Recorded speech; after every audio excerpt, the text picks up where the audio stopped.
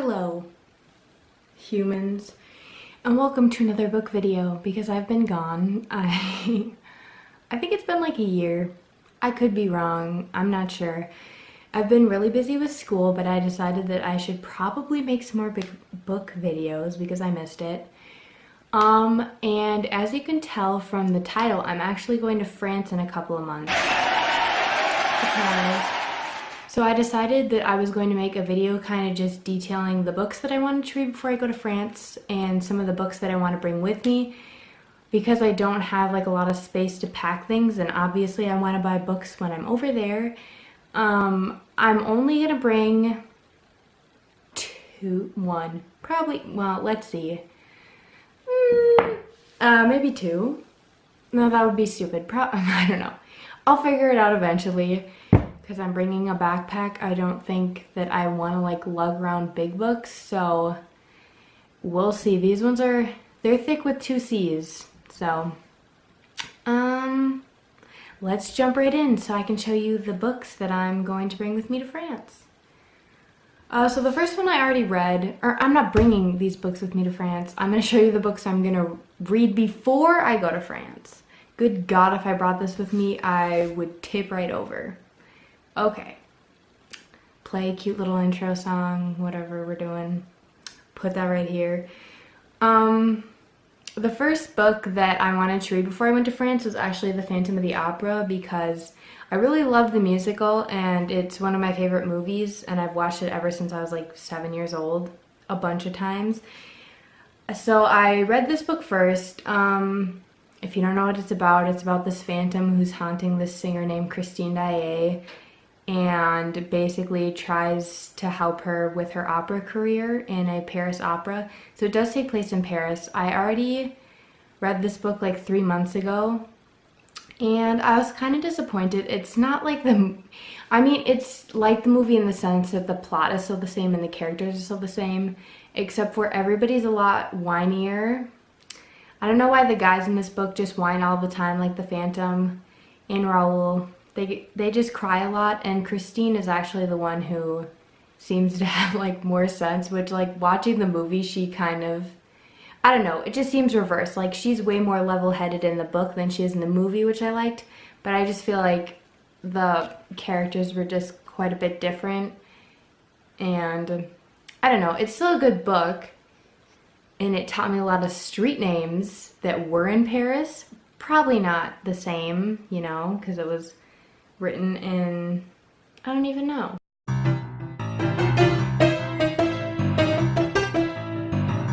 In real time.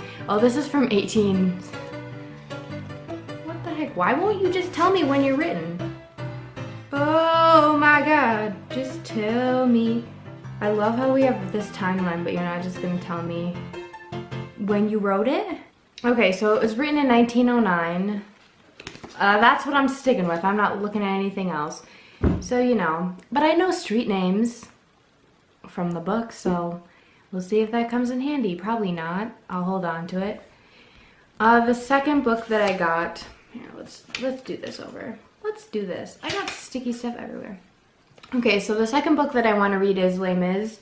This is also a musical and a popular French classic by Victor Hugo. I know he also wrote The Hunchback of Notre Dame. I don't think I'm gonna read that one just because like the premise of it doesn't appeal to me as much as this book, and like they're honkin' books, so the likelihood of me getting through 2 of those in 2 months, not gonna happen. So I picked one, and it's this one. I've already actually gotten through half of this book and I like it a lot so far.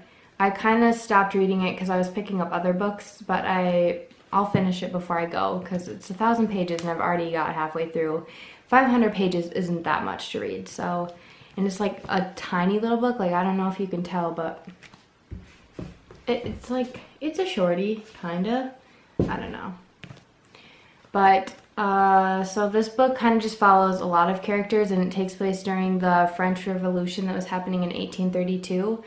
And Cosette, I forgot what's the other guy's name? Oh, and Jean Valjean are kind of the 2 main characters that I've read about so far. And then I know it goes into Cosette's daughter, where I left off was kind of like gonna start with her perspective. So I'm really excited to finish the story and just kind of read some French classics before I go to France, just so I know about the places that are, referenced. And I don't know, it's referenced in a lot of different other books, so I thought it would be good to read just in general, but I'm gonna finish this one. And the third book, and the prettiest book, that I'm gonna take with me to France. I think I'm gonna take this one with me. I was debating between taking this one and the next book I'm gonna show you, but this one's smaller and it probably makes more sense for me to pack. But this is on Madame Bovary by Gustave Flaubert, or however the crap you want to say it. I don't know. I don't really know too much about this book besides that it's a French classic and that there's a movie about it. I've never seen the movie, and I always read the book before I watch movies, so, look at the end pages. They're yellow, kind of snazzy. It all matches.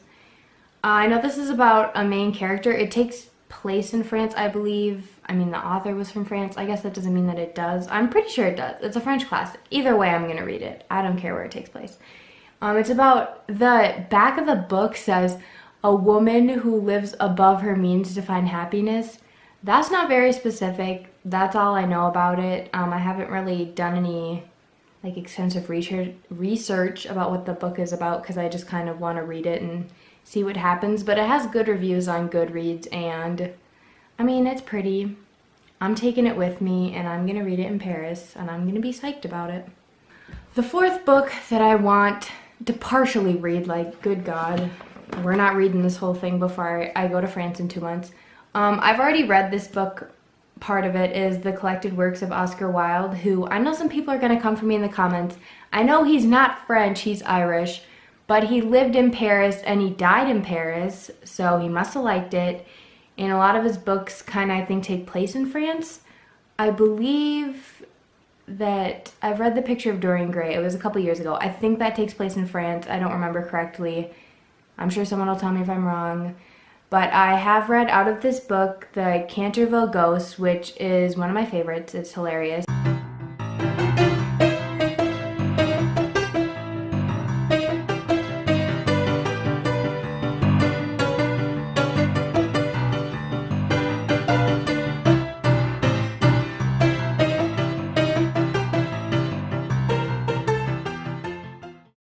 He's a really funny writer. If you haven't read Oscar Wilde, you should definitely read him. His books, not him directly. And then I have read An Ideal Husband, which is also hilarious, and The Picture of Dorian Gray, which is, less funny and more serious. But that's definitely one of my favorite classics that I read a couple years ago, and I'm excited to read more of his books. So the fifth book kind of goes along with the fourth one. This is definitely something I was really excited about. This is a half and half translation. So I took French in high school, and I can read French way better than I can speak it. This one isn't actually as bad as I thought it was going to be. It's The Picture of Dorian Gray. So when you open it up, it's on English on the left and then French on the right. So you can read the passage in English, and then you can go back and kind of read it in French. Or you can read it in French and then look and see so you can understand it better in English. I started reading this. I read some pages of it every night. I'm not just going to sit down and read, a whole thing in French just to start off with. But just to read some every night is really great, and I'm learning more French, and it really helps me when I listen to my French CDs and, try and brush up on it before I go back to France.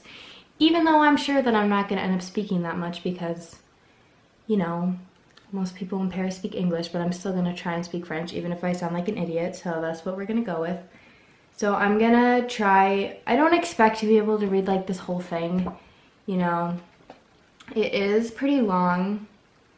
It's 300 pages, but it's, you gotta realize that it's one book, just you reading two versions of it in different languages. So that's why it seems longer, but I am gonna try and read at least half of it before I go to France. And then I think I'll have a better understanding of the French words that I'll see, on posters and stuff that I go. I don't know. I'm just gonna read stuff. So these are the books that I'm planning on bringing with me to France. I hope you guys enjoyed seeing what I'm going to bring with me. Why do I keep saying I'm bringing them with me? They're not coming with me. I can't take them all. these are the books I'm gonna read before I go to France. And the one that I'm taking with me, I think. It might change, you know, but the rest of them are kind of too big for me to practically travel with. And because I'm gonna be walking a lot and like going on the train, you know, and going to bookstores, probably I'll pick up more. Don't really need to bring more with me. So I'll keep you guys updated maybe on my Instagram as to what I think about these books. I know I probably didn't explain them that well, but like I said, I haven't read them, so I don't know too much of the details about them. But I just hope you guys enjoyed seeing what I'm gonna read. So farewell, and I will update you with more French things.